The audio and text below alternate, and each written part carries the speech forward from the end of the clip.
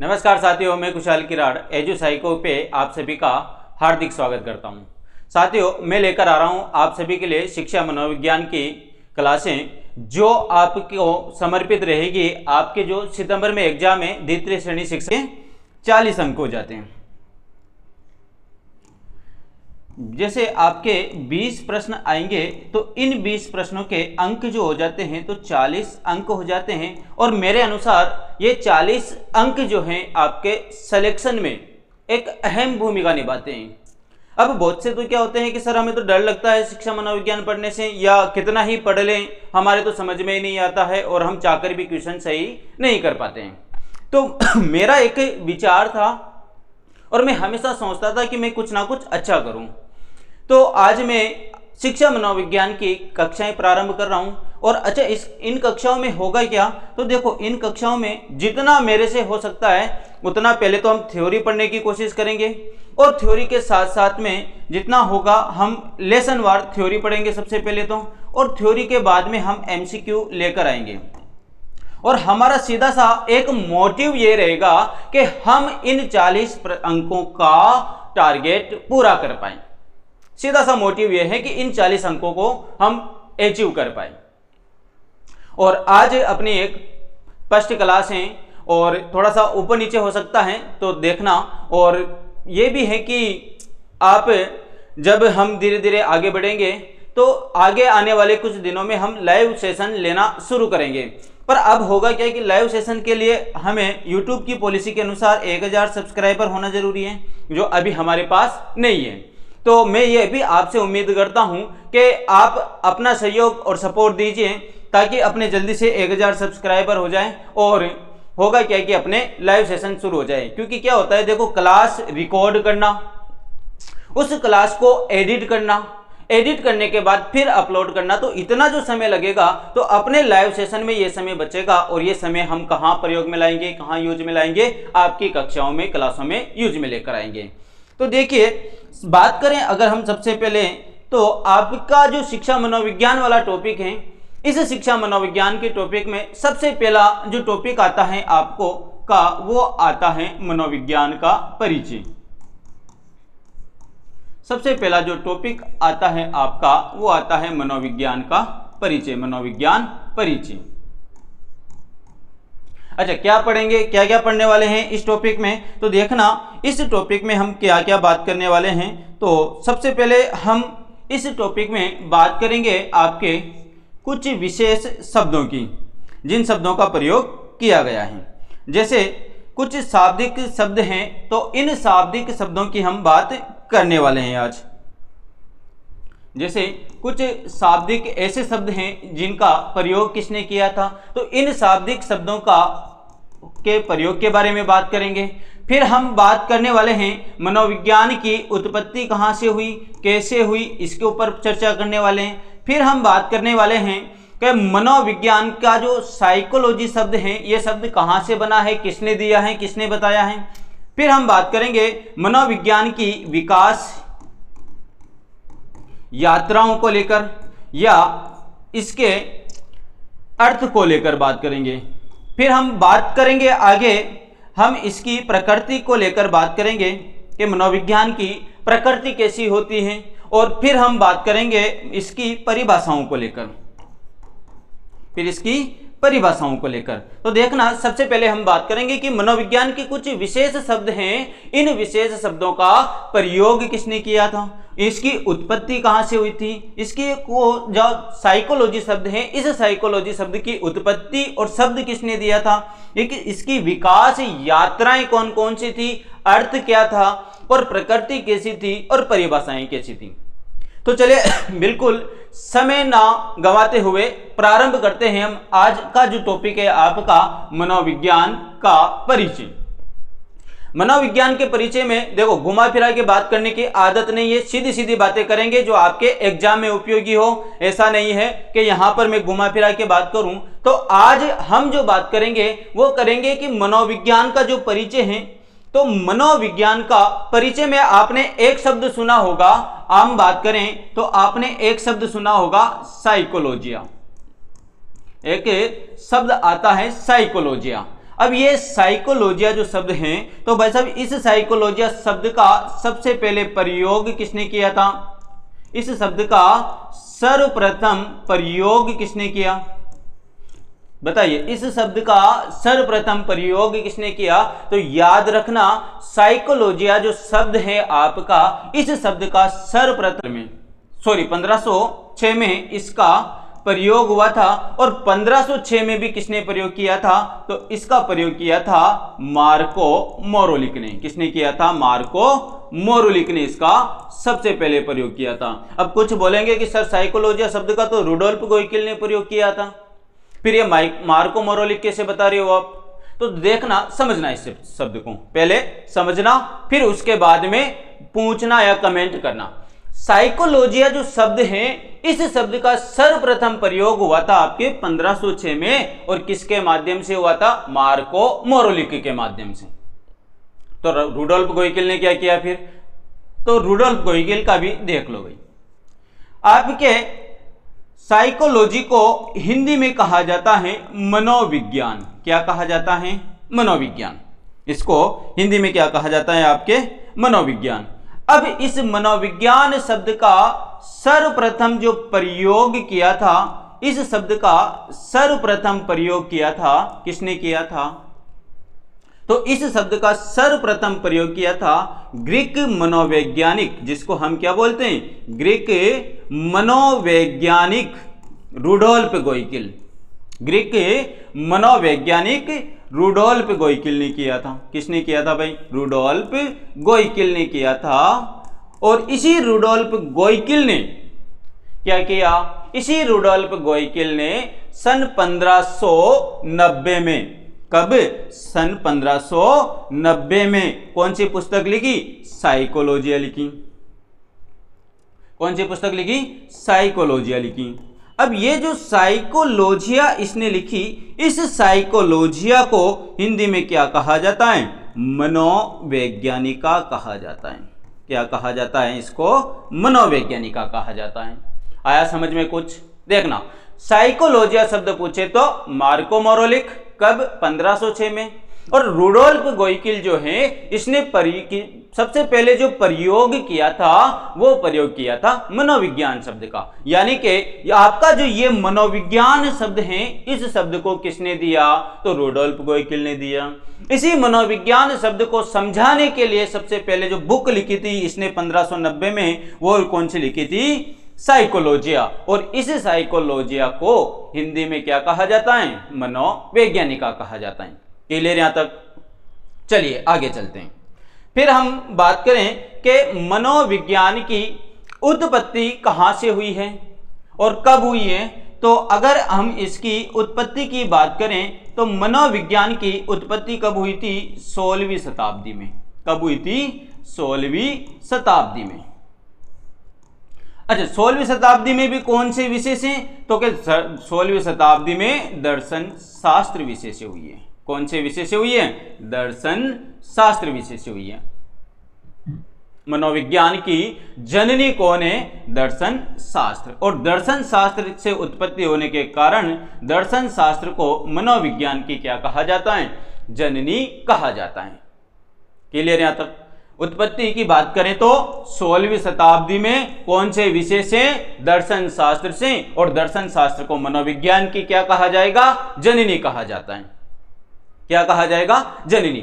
इसी उत्पत्ति को बताने के लिए एक मनोवैज्ञानिक थे, H.A. रेबन। कौन थे? H.A. रेबन। और H.A. रेबन ने एक बुक लिखी थी, किताब लिखी थी इन्होंने के एन इंट्रोडक्शन टू साइकोलॉजी। कौन सी किताब लिखी थी इन्होंने? एन इंट्रोडक्शन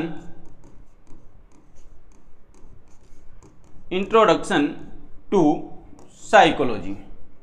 कौन सी किताब लिखी? An introduction to psychology. और इन्होंने इस किताब में, इस बुक में वर्णन किया है कि मनोविज्ञान ने, किसने? मनोविज्ञान ने दर्शन शास्त्र के एक अंग के रूप में, एक अंग के रूप में अरस्तु के समय में, किसके समय में? अरस्तु के समय में अपना जीवन प्रारंभ किया था। क्या किया था? अपना जीवन प्रारंभ किया था। और ये स्टेटमेंट किसने दिया? तो ये स्टेटमेंट दिया था आपके एच.ए. रेबर्न ने। अब जब ये इसने कहा कि अरस्तु ने किया, तो अरस्तु को मनोविज्ञान का क्या माना जाता है? आदि जनक। मनोविज्ञान का आदि जनक माना गया। अरस्तु को मनोविज्ञान का क्या माना गया? आदि जनक। तो याद रखना कि मनोविज्ञान की जो उत्पत्ति हुई थी 16वीं शताब्दी में, कौन से विषय से? दर्शन शास्त्र। तो दर्शन शास्त्र तो मनोविज्ञान की क्या बन गई? मम्मी। क्या बन गई? मम्मी। और अरस्तु क्या बन गए? इसके पापा। और हमारी हाड़ौती में कहा जाता है मम्मी पापा को जीजी और भईजी। क्या कहा जाता है? जीजी और भईजी। तो जब यह बात हो गई कि मनोविज्ञान की उत्पत्ति किसके समय में हुई? अरस्तु के समय में। कब हुई? 16वीं शताब्दी में हुई। कौन से विषय से हुई? दर्शन शास्त्र से हुई। और दर्शन शास्त्र को मनोविज्ञान की क्या माना जाता है? तो दर्शन शास्त्र को मनोविज्ञान की जननी माना जाता है। क्लियर यहां तक? चलो आगे बढ़ते हैं। फिर अब बात आती है कि हमने साइकोलॉजी भी देख लिया, मनोविज्ञान शब्द भी देख लिया, उत्पत्ति भी करवा दी। एक इंग्लिश में हम मनोविज्ञान के लिए शब्द यूज करते हैं आपके साइकोलॉजी शब्द। कौन सा शब्द यूज करते हैं? साइकोलॉजी। इस साइकोलॉजी शब्द की उत्पत्ति कहां से हुई? शब्द की उत्पत्ति कहां से हुई भाई बताओ? या उत्पत्ति कौन सी भाषा से हुई? और यह उत्पत्ति बताई किसने थी? यह बताओ आप तो मुझे, बताई किसने थी? यानी कि यह साइकोलॉजी जो शब्द है, इसकी उत्पत्ति कौन से मनोवैज्ञानिक ने बताई थी? तो याद रखना यहां पर अगर हम साइकोलॉजी शब्द की उत्पत्ति की बात करें तो यह जो है साइकोलॉजी शब्द, इसकी उत्पत्ति लेटिन ऑप्शन में ना हो तो फिर क्या करके आना है? ग्रीक। और ग्रीक भी अगर ऑप्शन में ना हो तो यूनानी भाषा से हुई है। कौन सी भाषा से? लेटिन, ग्रीक या यूनानी भाषा। अगर समझना इस चीज को, लेटिन ऑप्शन में ना हो तो ग्रीक ऑप्शन में ना हो तो यूनानी, और तीनों एक साथ ऑप्शन में आ जाए। क्या कि तीनों एक साथ ऑप्शन में आ जाए तो फिर आंसर क्या लगा के आना? ग्रीक लगा के आना। क्या लगा के आना? ग्रीक लगा के आना। और ये जो कहा इन्होंने उत्पत्ति बताई थी, किसने बताई थी? तो ये उत्पत्ति बताई थी गेरेट ने। किसने बताई थी? गेरेट ने बताई थी। और गेरेट ने कहा था कि ये जो साइकोलॉजी शब्द है ये लेटिन, ग्रीक या यूनानी भाषा के दो शब्दों से मिलकर बना। कितने शब्दों से मिलकर बना? दो शब्दों से। एक तो बना साइकी और एक बना लोगस। क्या बना? कि गेरेट ने कहा कि ये जो साइकोलॉजी शब्द है ये लेटिन, ग्रीक, यूनानी भाषा के कितने शब्दों से? दो शब्दों से मिलकर बना। एक का नाम साइकी, एक को लोगस का। और साइकी का अर्थ इन्होंने लिया कि साइकी का अर्थ क्या है? आत्मा। और लोगस का अर्थ इन्होंने लिया अध्ययन या विज्ञान। क्या लिया इन्होंने? अध्ययन या विज्ञान। और ये किसने बताया? गेरेट ने बताया। किसने बताया? गेरेट ने। अब बात करें जब साइकी, लोगोस, आत्मा, अध्ययन, विज्ञान, तो इसका जो नामकरण हुआ था सबसे पहले, वो नामकरण हुआ था आत्मा का विज्ञान, या इसको आप बोल दो अध्ययन। क्या बोल दो? अध्ययन। तो मनोविज्ञान को सबसे पहले कहा गया था आत्मा का विज्ञान या अध्ययन। और किसके आधार पर? साइकोलॉजी शब्द के आधार पर। किसके आधार पर? साइकोलॉजी शब्द के आधार पर। और यह उत्पत्ति बताई किसने थी? तो यह उत्पत्ति बताई थी गेरेट ने। किसने बताई थी? गेरेट ने। यहां तक डाउट आया समझ में? चलो आगे देखते हैं। अब जब मनोविज्ञान की बात चल रही थी तो मनोविज्ञान का जो सबसे पहले नामकरण हुआ वो नामकरण हुआ था आत्मा के विज्ञान के रूप में।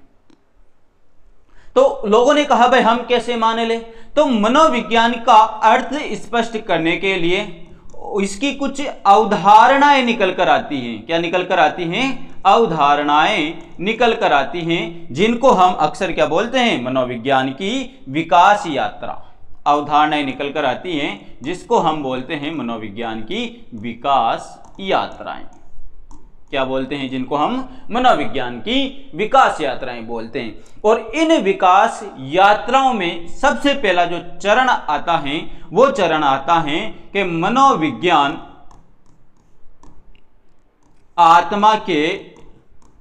आत्मा के विज्ञान के रूप में। किसके रूप में? आत्मा के विज्ञान के रूप में, जिसको इंग्लिश में बोला जाता है साइंस ऑफ सोल। क्या बोला जाता है इसको? Science of soul. अब बात करें कि जब ये मनोविज्ञान आत्मा के विज्ञान के रूप में आया तो इसके प्रवर्तक कौन कौन थे? इसके प्रवर्तक या इसके जनक कौन कौन थे? कौन लेकर आया था इस अवधारणा को? तो इस अवधारणा के प्रवर्तक या जनक की बात करें तो सबसे पहले जनक थे इसके अरस्तु। कौन थे? अरस्तु। दूसरे प्रवर्तक की बात करें तो दूसरे प्रवर्तक थे इसके प्लेटो। तीसरे प्रवर्तक की बात करें तो तीसरे प्रवर्तक थे इसके सुकरात। और एक प्रवर्तक थे इसके डेस्कार्टे या डेकार्टे। कौन थे? डेस्कार्टे या डेकार्टे। और ये चारों रहने वाले कहां के थे? तो ये चारों रहने वाले यूनान के थे। कहां के थे ये चारों रहने वाले? यूनान के थे। अब जब ये अवधारणा लेकर आए तो अवधारणा जब कोई लेकर आता है तो उसका समर्थन भी किया जाता है कि नेताजी तुम संघर्ष करो, हम तुम्हारे साथ हैं। तो वैसे ही इस अवधारणा के समर्थनकर्ता कौन थे? समर्थनकर्ता कौन थे? तो समर्थनकर्ता में सबसे पहले आता है आपके गेरेट। कौन आता है? गेरेट। और दूसरे समर्थनकर्ता में आते हैं रुडोल्फ गोइकिल।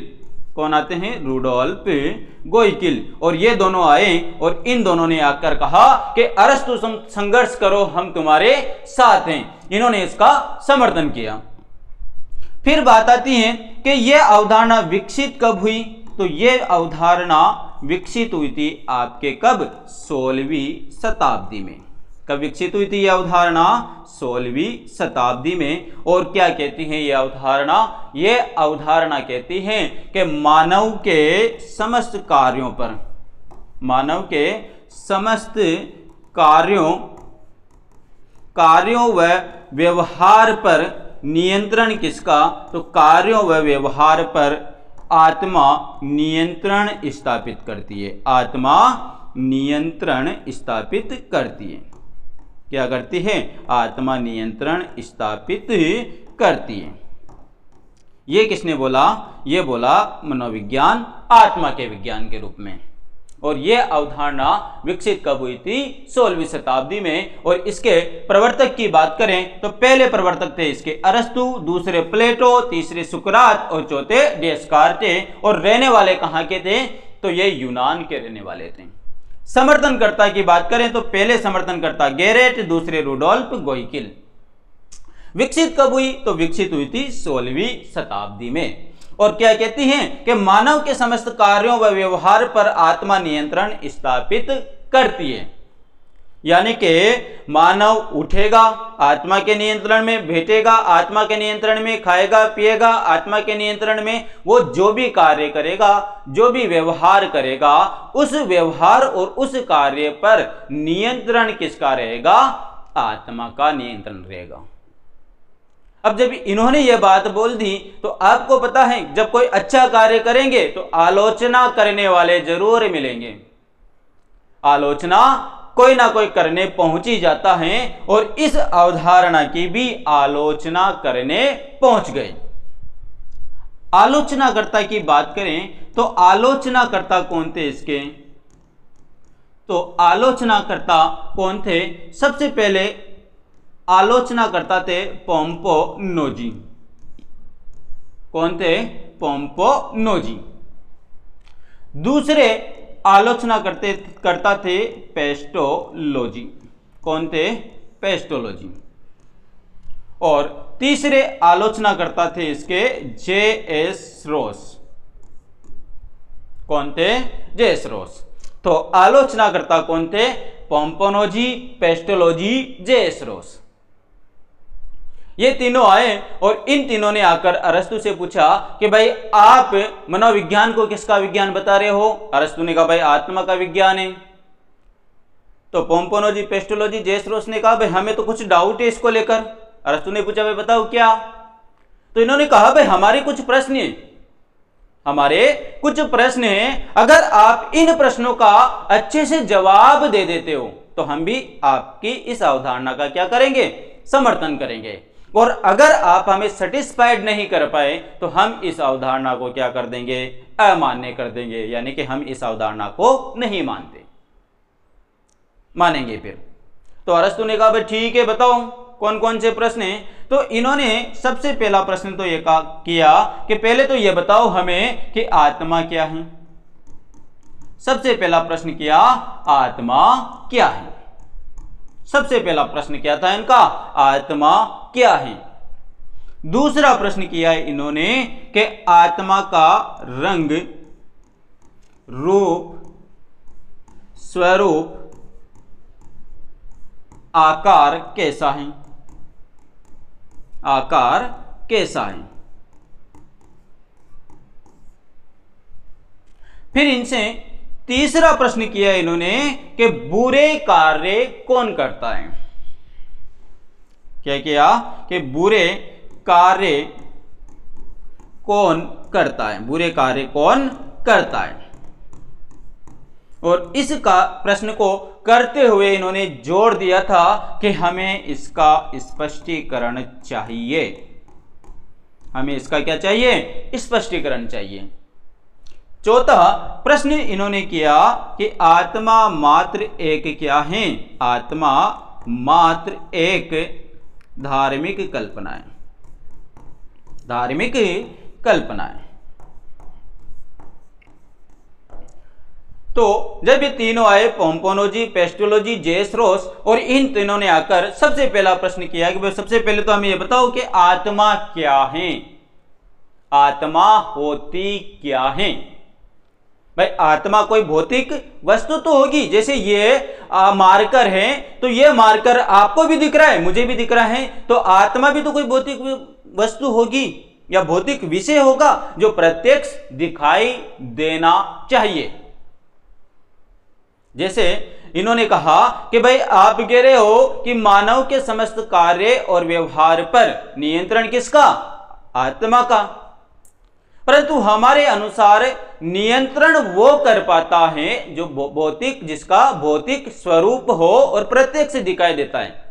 जैसे ये मार्कर है, इस मार्कर का भौतिक स्वरूप है कि ये मुझे प्रत्यक्ष दिख रहा है, और अगर मान लीजिए मुझे आपकी क्लास लेनी है, ये भाई साहब कहीं गुम हो जाए, अगर मुझे आपकी क्लास लेनी है, रे भाई साहब कहीं गुम हो जाए, मिले ही नहीं ढूंढने पर भी, तो बताओ इन्होंने मेरे कार्य व्यवहार को नियंत्रित किया कि नहीं किया? तो वैसे ही इन्होंने कहा कि आत्मा क्या है, यानी कि इसका भौतिक स्वरूप है कि नहीं है, रंग, रूप, स्वरूप, आकार कैसा है, दिखने में कैसी दिखती है? भाई सुंदर दिखती है, कुरूप दिखती है, आकार क्या है। फिर इन्होंने तीसरा प्रश्न किया कि चलो ठीक है, आप दो प्रश्नों के जवाब अच्छे से नहीं दे पाए तो कम से कम तीसरे प्रश्न का जवाब अच्छे से दे दो, बुरे कार्य कौन करता है। क्यों? क्योंकि नियंत्रण किसका? आत्मा का। और अगर व्यक्ति बुरे कार्य करता है तो फिर सजा किसको मिलनी चाहिए? आत्मा को मिलनी चाहिए। फिर हम जब कोई व्यक्ति बुरे कार्य करता है तो उसको ही सजा क्यों देते हैं, जबकि नियंत्रण किसका? आत्मा का। नियंत्रण किसका? आत्मा का। तो जब इन्होंने कहा कि बुरे कार्य कौन करता है, स्पष्टीकरण देना, आप यहां से जब देखने के बाद जाओ और किसी पर भड़ास वड़ास निकालनी हो तो जाके दो चार उठा के पटक के दो देना और बाद में कान पकड़ के कह देना भाई मेरा नियंत्रण नहीं था, मेरे कार्य और व्यवहार पर नियंत्रण किसका? आत्मा का। अब तुझे मारना है तो मेरी आत्मा को ढूंढ और मार। चौथा प्रश्न किया कि आत्मा मात्र एक क्या है? धार्मिक कल्पना। कौन क्या है? धार्मिक कल्पना।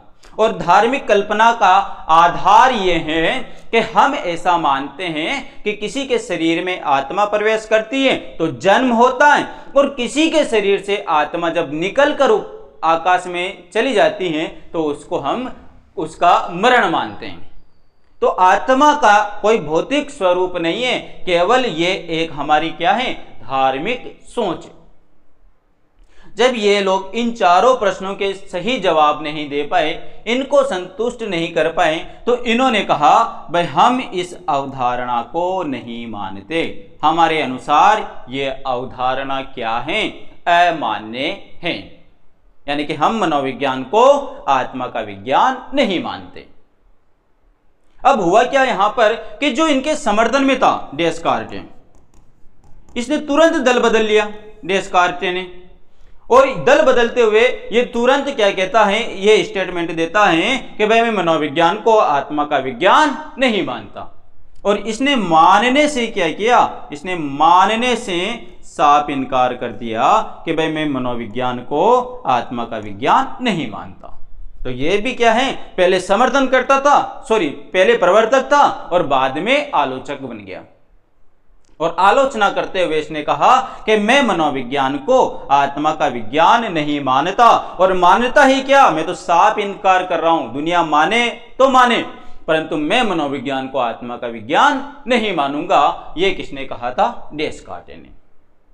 अब जब ये अवधारणा अमान्य हो गई, ये अवधारणा जब अमान्य हो गई तो हुआ क्या कि यहां से कुछ प्रश्न निकल के आते हैं। जैसे आपने देखा होगा कि एक प्रश्न आता है कि हम अरस्तु को तो क्या मानते हैं, अरस्तु को आदि जनक तो मानते ही हैं क्योंकि इसी के समय हुआ था सब कुछ, तो इसको हम आदि जनक तो मानते हैं। परंतु एक मनोवैज्ञानिक का नाम आता है केलर, क्या नाम आता है उसका, केलर। और केलर का नाम देकर पूछते हैं बहुत सी बार कि केलर के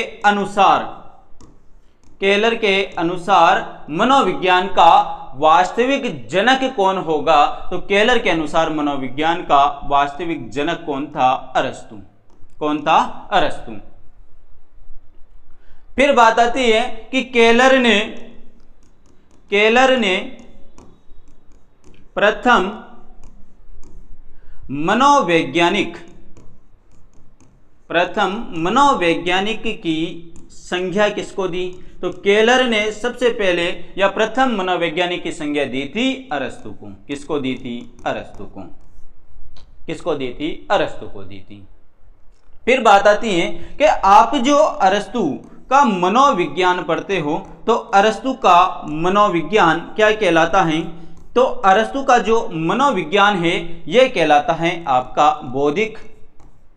बौद्धिक या शक्ति मनोविज्ञान। क्या कहलाता है ये, बौद्धिक या शक्ति मनोविज्ञान कहलाता है। क्या कहलाता है, बौद्धिक या शक्ति मनोविज्ञान कहलाता है, बौद्धिक या शक्ति मनोविज्ञान। और जिसको हम क्या कहते हैं, पावर साइकोलॉजी।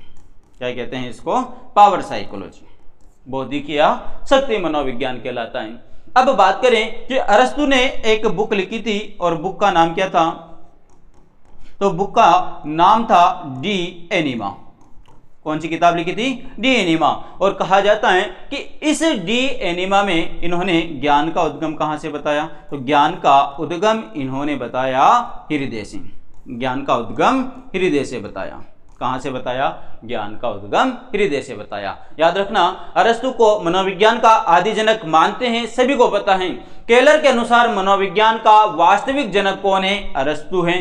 केलर ने प्रथम मनोवैज्ञानिक की संज्ञा किसको दी, अरस्तु को दी। अरस्तु का मनोविज्ञान कौन सा मनोविज्ञान कहलाता है, बौद्धिक या शक्ति मनोविज्ञान कहलाता है। और बुक्स कौन से लिखी थी, डी एनिमा। और डी एनिमा में ज्ञान का उद्गम कहां से बताया, हृदय से बताया। कहां से बताया, हृदय से बताया। अब जब केलर ने यह स्टेटमेंट दिया तो एक भाई साहब निकल कर आए, एक मनोवैज्ञानिक थे कोलसेनिक। कौन थे, कोलसेनिक। और कोलसेनिक आकर कहते हैं कि जब केलर बता सकता है तो मैं क्यों नहीं बता सकता। कोलसेनिक आए और कोलसेनिक ने आकर कहा, जब केलर बता सकता है तो मैं क्यों नहीं बता सकता। मेरे अनुसार मनोविज्ञान का जनक कौन, प्लेटो। मेरे अनुसार मनोविज्ञान का जनक कौन है? तो इन्होंने आकर कहा भाई मेरे अनुसार मनोविज्ञान का जनक कौन है? प्लेटो। कोल सैनिक ने मनोविज्ञान का जनक किसे माना? प्लेटो को माना। क्यों माना? क्योंकि कोल सैनिक कहता है कि भाई प्लेटो ने एक किताब लिखी थी, बुक्स का नाम क्या था? कि प्लेटो ने एक बुक्स लिखी और बुक्स का नाम था रिपब्लिक। कौन सी? रिपब्लिक। और इस रिपब्लिक में इन्होंने आत्मा को किसका आधार माना? तो इन्होंने आत्मा को भरण पोषण का आधार माना। किसका आधार माना? भरण पोषण का आधार माना।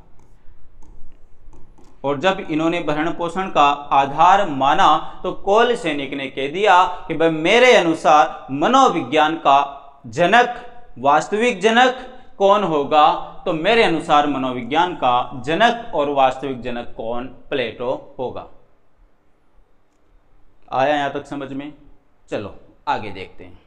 जब यह अवधारणा अमान्य हो गई और अमान्य होने के बाद में जब दूसरी अवधारणा निकल कर आई थी तो दूसरी अवधारणा को हम किस नाम से जानते हैं? तो दूसरी अवधारणा को हम कहते हैं मनोविज्ञान मन या मस्तिष्क विज्ञान के रूप में। किसके रूप में? मन या मस्तिष्क विज्ञान के रूप में। Science of mind. क्या कहा गया इसको? साइंस ऑफ माइंड कहा गया। प्रवर्तक कौन थे भाई इस अवधारणा के? जनक कौन थे? तो इस अवधारणा के प्रवर्तक थे, सबसे पहले प्रवर्तक थे पोम्पोनो जी। वहां आलोचना करके आए और यहां आकर इन्होंने मन मस्तिष्क की अवधारणा दे दी। रहने वाले कहां के थे? रहने वाले इटली के थे। दूसरे प्रवर्तक कौन थे इसके? तो दूसरे प्रवर्तक थे भाई कौन थे? दूसरे प्रवर्तक थे इसके पेस्टोलॉजी। कौन थे? पेस्टोलॉजी। दूसरे प्रवर्तक जो थे ये थे पेस्टोलॉजी। और पेस्टोलॉजी रहने वाले कहाँ के थे? तो ये रहने वाले थे स्विट्जरलैंड के। स्विट्जरलैंड के रहने वाले थे। कहाँ के रहने वाले थे? स्विट्जरलैंड के रहने वाले थे। अब यहाँ पर समझने लायक सबसे जो अहम बात है वो समझना, आपसे अगर कोई पूछ ले कि भाई बताओ मनोविज्ञान का सबसे पहले वैज्ञानिकरण कौन से मनोवैज्ञानिक ने किया था? कोई आपसे पूछ ले कि मनोविज्ञान का वैज्ञानिकरण सबसे पहले किसने किया था? तो याद रखना मनोविज्ञान का जो वैज्ञानिकरण है ये किसने किया था? ये वैज्ञानिकरण किया था पेस्टोलॉजी ने। किसने किया था? पेस्टोलॉजी ने। इनके बारे में कहा जाता है कि इन्होंने मनोविज्ञान का सबसे पहले वैज्ञानिकरण किया था। क्या किया था इन्होंने? मनोविज्ञान का सबसे पहले वैज्ञानिकरण किया। मनोविज्ञान का सर्वप्रथम वैज्ञानिकरण करता कौन थे? तो सर्वप्रथम वैज्ञानिकरण किसने किया? वैज्ञानिकरण किया था आपके पेस्टोलॉजी ने। मनोविज्ञान का सबसे पहले वैज्ञानिकरण किसने किया? पेस्टोलॉजी ने। और वैज्ञानिकरण करने का मतलब कि मनोविज्ञान के नियम और सिद्धांतों को इन्होंने शिक्षा में और मानव जीवन में अप्लाई किया। फिर बात करते हैं, आप एक विधि पढ़ते हो, पर्यटन विधि। कौन सी विधि? पर्यटन विधि। और पर्यटन विधि को आप भ्रमण विधि कह दो, सरस्वती विधि कह दो इसको। कौन सी? सरस्वती विधि कह दो। या बहुत सी बार उलझाने के लिए आपसे पूछ भी सकता है गणवेश विधि के जनक कौन है? तो गणवेश विधि के जनक, पर्यटन विधि के जनक कौन होंगे? आपके पेस्टोलॉजी। और पेस्टोलॉजी के बारे में कहा जाता है कि इन्होंने 3H की अवधारणा का जनक भी माना जाता है। यानी कि 3H की अवधारणा का जनक भी कौन होगा? पेस्टोलॉजी। 3H के अवधारणा के जनक भी कौन माने जाते हैं? पेस्टोलॉजी माने जाते हैं। देखना समझना, मन मस्तिष्क विज्ञान जब आया, प्रवर्तक थे पोम्पोनो जी। कहाँ के रहने वाले थे? इटली के रहने वाले थे। दूसरे प्रवर्तक थे पेस्टोलॉजी। कहाँ के रहने वाले? स्विट्जरलैंड के रहने वाले थे। मनोविज्ञान का सबसे पहले वैज्ञानिकरण किसने किया? पेस्टोलॉजी ने किया। पर्यटन विधि, भ्रमण विधि, सरस्वती गणवेश विधि के जनक कौन? पेस्टोलॉजी। 3H की अवधारणा का जनक किसे माना जाता है? पेस्टोलॉजी को। किसको माना जाता है? पेस्टोलॉजी को। अब जब ये अवधारणा लेकर आए तो भाई इस अवधारणा का समर्थन करता कौन थे? तो जैसे वहां पर रुडोल्फ गोइकिल और गेरेट ने अरस्तु के लिए नारे लगाए थे कि अरस्तु तुम संघर्ष करो, हम तुम्हारे साथ हैं। वैसे ही इनके लिए समर्थनकर्ता कौन थे? तो याद रखना, सबसे पहले समर्थनकर्ता था थॉमस रीड। कौन था? Thomas read. सबसे पहला समर्थनकर्ता थॉमस रीड। कौन था? सबसे पहला जो समर्थनकर्ता था वो था थॉमस रीड। थॉमस रीड सबसे पहला समर्थनकर्ता। दूसरा समर्थनकर्ता कौन था? तो दूसरा समर्थनकर्ता था कांट। कौन था? कांट। तीसरा समर्थनकर्ता था जॉन लॉक और चौथा समर्थनकर्ता था जे.एस. रॉस। पांचवा समर्थनकर्ता कौन था? पांचवा समर्थनकर्ता था हक्सले। छठा समर्थनकर्ता कौन था? तो छठा समर्थनकर्ता था बर्कले। और सातवां कौन था? तो सातवां था लेबनीज। कौन था? लेबनीज। ये इस अवधारणा के समर्थनकर्ता थे, यानी कि इन्होंने इस अवधारणा का क्या किया? समर्थन किया सभी ने कि भाई हम इस अवधारणा को मानते हैं, स्वीकार करते हैं। सबसे पहला नाम आता है आपके थॉमस रीड का, दूसरा कांट का, तीसरा जॉन लॉक का, चौथा जे.एस. रॉस का, पांचवा हक्सले का, छठा बर्कले का और सातवां लेबनीज का। किसका आता है? लेबनीज का। क्लियर यहां तक? जब इन्होंने यह अवधारणा का समर्थन किया और यह अवधारणा विकसित कब हुई थी? तो याद रखना, यह अवधारणा विकसित हुई थी आपके कब विकसित हुई थी? तो यह अवधारणा विकसित हुई थी आपके 17वीं और 18वीं शताब्दी में। यह अवधारणा विकसित कब हुई? यह अवधारणा विकसित हुई थी 17वीं और 18वीं शताब्दी में। कब विकसित हुई थी ये? 17वीं और 18वीं शताब्दी में। अच्छा, इस अवधारणा के लिए कहा जाता है कि यह अवधारणा सर्वाधिक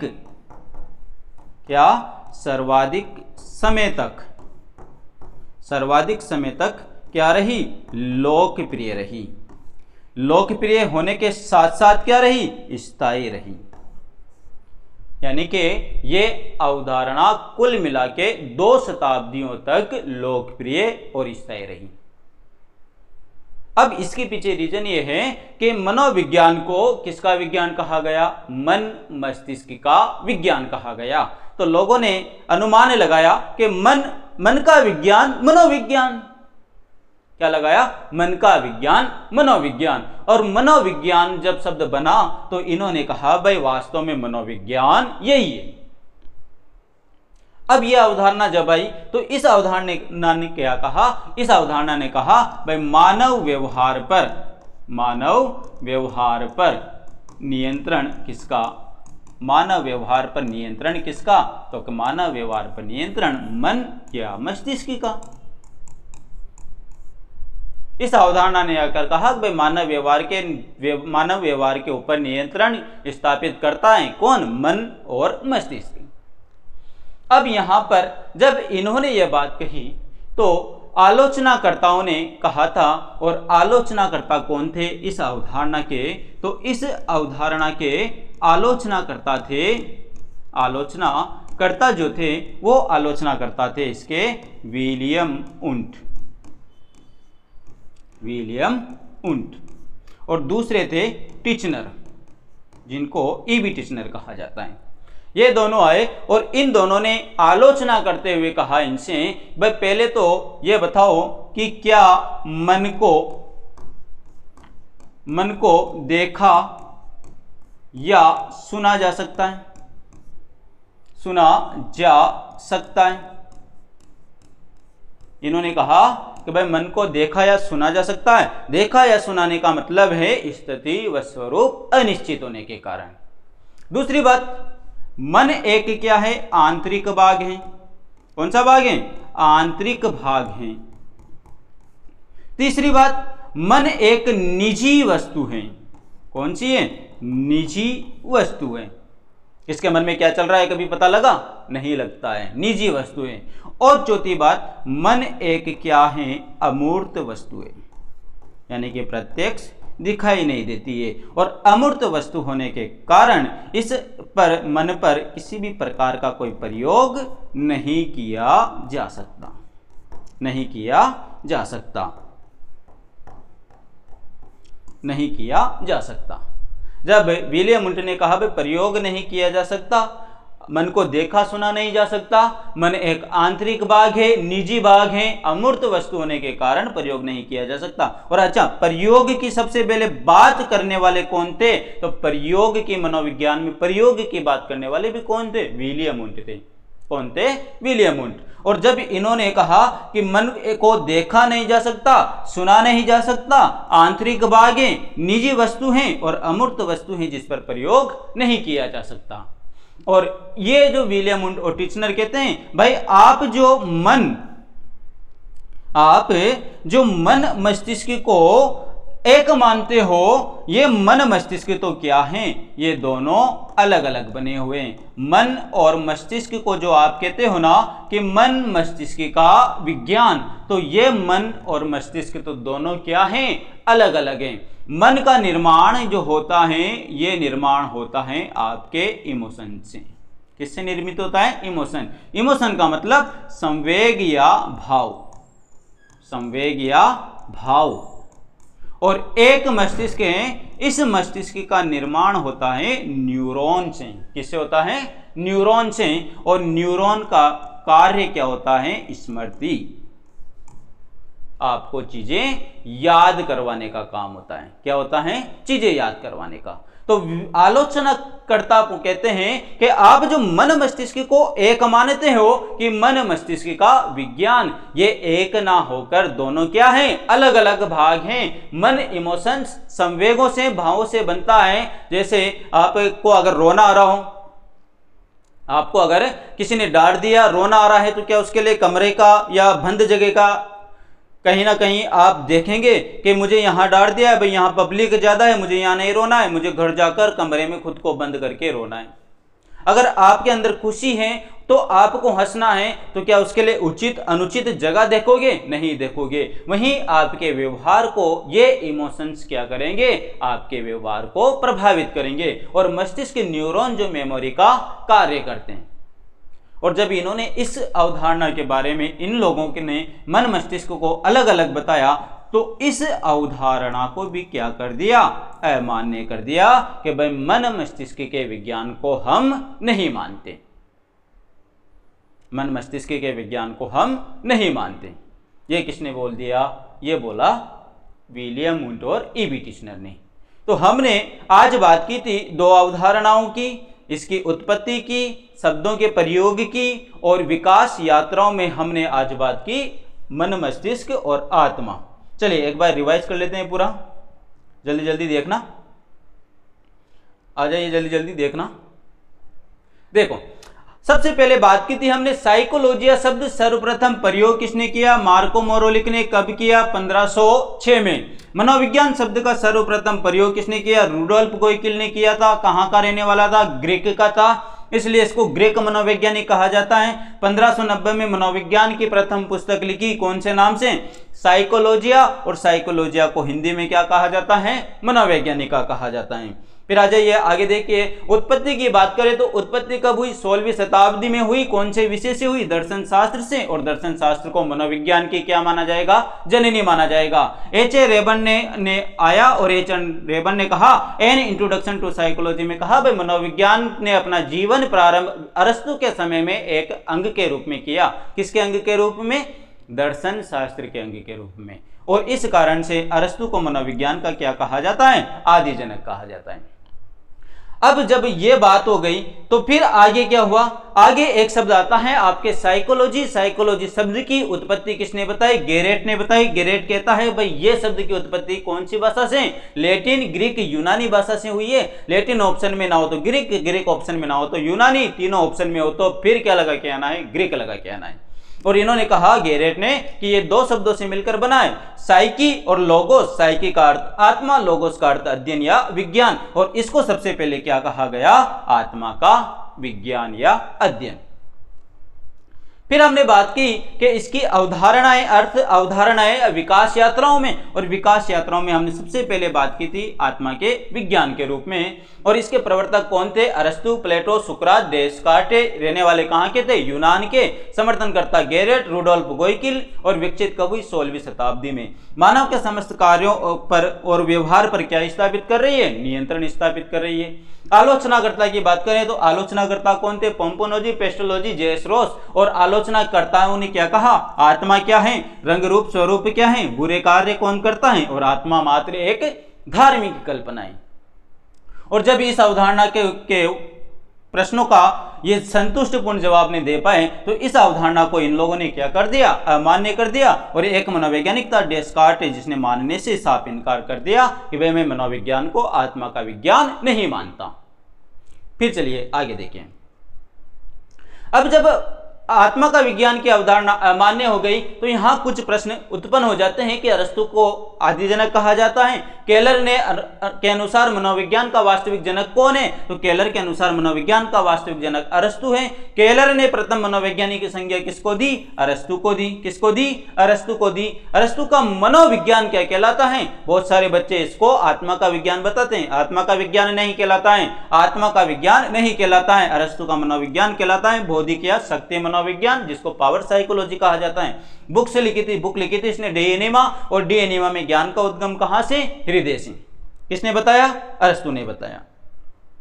कोलसेनिक आया। कोलसेनिक ने कहा भाई मेरे अनुसार मनोविज्ञान का वास्तविक जनक कौन होगा? तो इसने कहा, कोलसेनिक ने, भाई मेरे अनुसार मनोविज्ञान का वास्तविक जनक कौन? प्लेटो। और प्लेटो को क्यों माना? प्लेटो ने कहा, कोलसेनिक ने कहा भाई इसने रिपब्लिक किताब लिखी, और रिपब्लिक में आत्मा को किसका आधार माना? भरण पोषण का आधार माना। किसका आधार माना? भरण पोषण का। और जब आत्मा का विज्ञान की अवधारणा अमान्य हो गई तो दूसरी अवधारणा निकल कर आती है मन मस्तिष्क के विज्ञान के रूप में। प्रवर्तक की बात करें तो पहले कौन? पोम्पोनोजी। दूसरे कौन? पेस्टोलॉजी। पोम्पोनोजी रहने वाले कहाँ के थे? इटली के। पेस्टोलॉजी कहाँ के? स्विट्जरलैंड के। मनोविज्ञान का सबसे पहले वैज्ञानिकरणकर्ता कौन थे? पेस्टोलॉजी। पर्यटन विधि, भ्रमण, सरस्वती, गणवेश विधि के जनक कौन थे? पेस्टोलॉजी। 3H की अवधारणा के जनक कौन थे? पेस्टोलॉजी।